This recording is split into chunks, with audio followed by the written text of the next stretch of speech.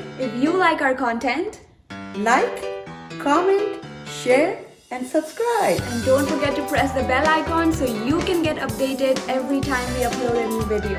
Let's see what's cooking today. Hi, this is Shamsa, IB educator by day, home chef by night. And my name is Rabia, and together we're Burpees. Happy to have you here. So see, this is my first day of summer holidays and I look so fresh and happy. Today we have a special guest at home because summer starts with friends and family. So we want to celebrate and have fun. In the most safe way possible. Oh yes, Yeah. oh yes. So I want you to get introduced to our special guest, Anissa, who has come all the way from Vancouver. Anissa. Hello. So Anissa is my daughter from another mother and she's a lovely friend of Rabia. And today I'm doing something special for Anissa. So I have no idea what's happening today. What are we making? Since you are here, I thought of doing something which I do for special guests. So it's steamed ginger chicken. So let's get started. So first we are going to make a special ginger sauce that will last you for 7 to 8 times of cooking attempts, and you can keep it in your refrigerator. We are using minced ginger and minced garlic. So if you're not using minced garlic, what you have to do, you have to take 12 big cloves of garlic and you have to mince it with other ingredients. Why I mince ginger and garlic and not make a paste? Just watch my video of flaxseed chicken where I have shared how it helps. The link is up and you will get to know why I don't use paste. Here you take either 12 cloves of garlic or 3 full heaped tablespoons of minced garlic. This is 3/4 cup of minced ginger. Obviously it's ginger chicken, so you need a lot of ginger. Half cup of sesame oil. And why half cup? Because I said we are making a sauce in bulk which you can just preserve in your refrigerator. 2 full tablespoons of oyster sauce. This is going to enhance the flavor. 1 tablespoon of light soy sauce. Not the dark one, light soy sauce because it's low on sodium. And 1.5 teaspoon of hoisin sauce.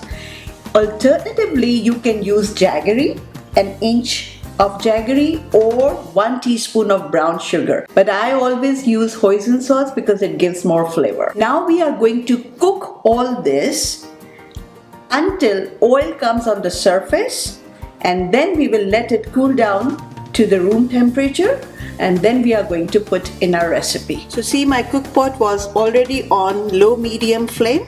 So I'm adding sesame oil first. It's already hot. So I'm adding garlic, ginger, oyster sauce, soy sauce, hoisin sauce. And you know hoisin sauce will balance out the sourness of both the sauces. That is oyster sauce and soy sauce. And why I'm not adding any salt? Because both those sauces have enough salt. And we are going to cook this for 2 to 3 minutes until oil comes on the surface, and then it would be ready.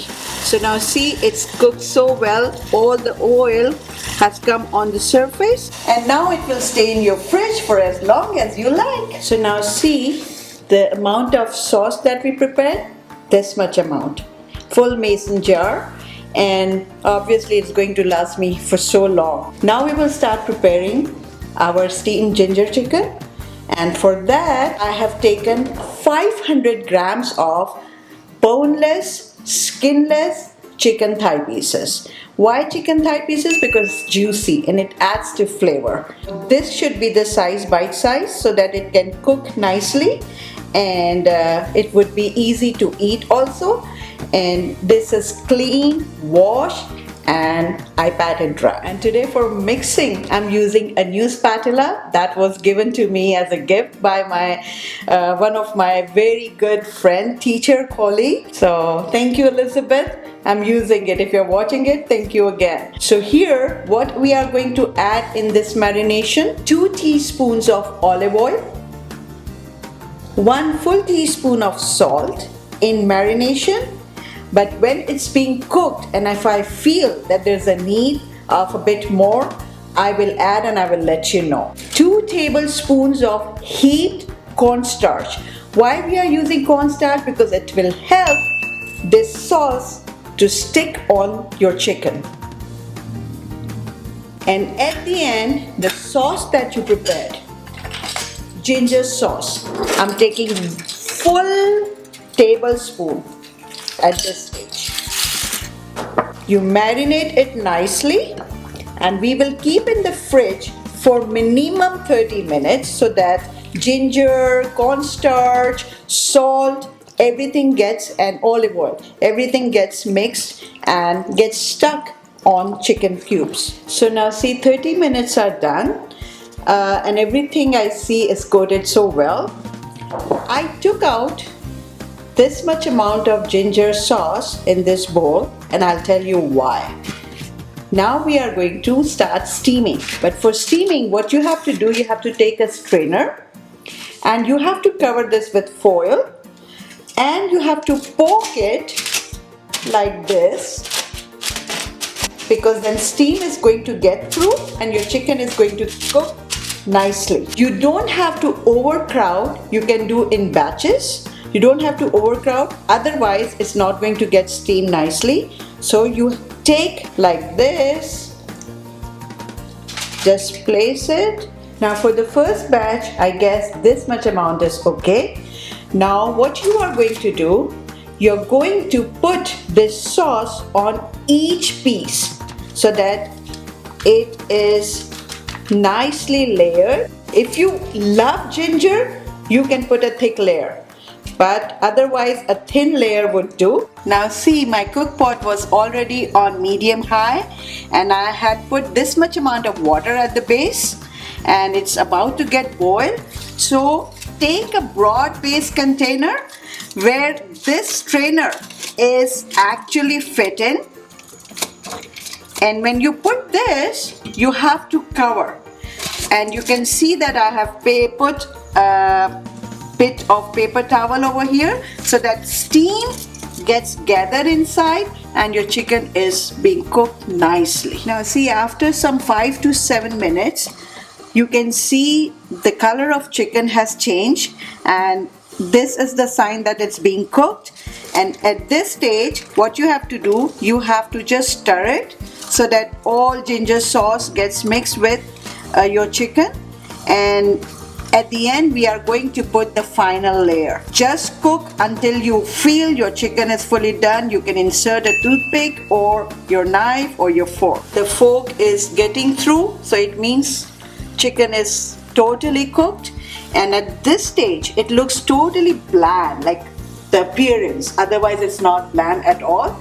So for the final layer of our sauce, we are going to put when it's time to transfer on the serving dish, because sauce is already cooked, so no harm in surfacing at the end. It's time to present in a very attractive manner.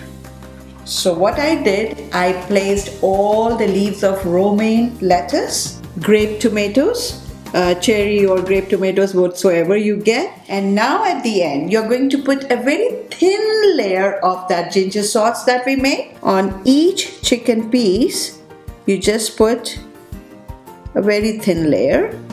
It took me 30 to 40 minutes to steam chicken very nicely. It also depends on the heat of your stove and your cook pot. So see, now it looks like this. For you it's complete. For me it's not complete yet. Why? Because I'm adding something else today for garnishing and for presentation. You can see this homegrown green onion. My summer is always convenient because Rabia is all into kitchen garden, so she actually grew this. I'm going to wash it, chop it, and I'm going to present.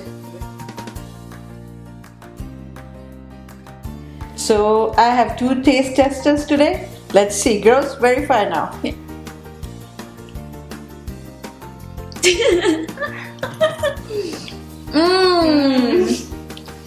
So good. Both of you liked it? Yeah. So if they loved it, you would too. Make your summer and the rest of the days in the year very flavorful and healthy. Enjoy this very comfort food.